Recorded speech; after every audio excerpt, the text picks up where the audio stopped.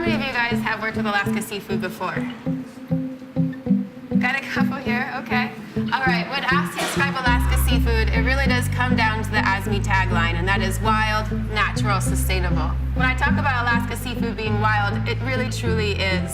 It's wild, it's seasonal. That means that fishermen, harvesters can only go out and catch it certain times of the year. It also means that there's populations that fluctuate. So based on different factors associated with the environment or the life history of different species, that population isn't going to be the same every year. So harvesters have to deal with the fact that there's differences in the season and with the population, and so that is changing year to year and from species to species. And so in that sense, Alaska seafood is wild. It's also natural. So every commercially harvested species that we see on our plates is able to grow to the rather adult, large size in Alaska because they were competitors. They were able to compete and forage for food in the wild, pristine environment that Alaska offers.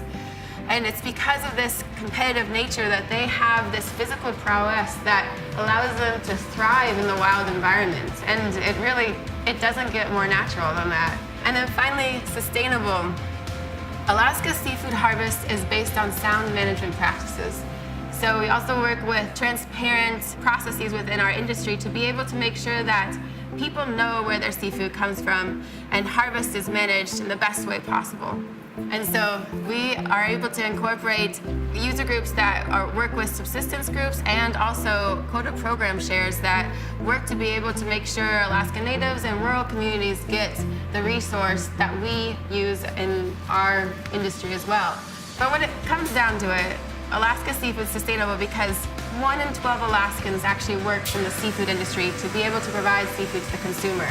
And so as the most valuable renewable resource, we are invested in this resource. We want to support conservative management practices so that this seafood is around for years to come and for future generations.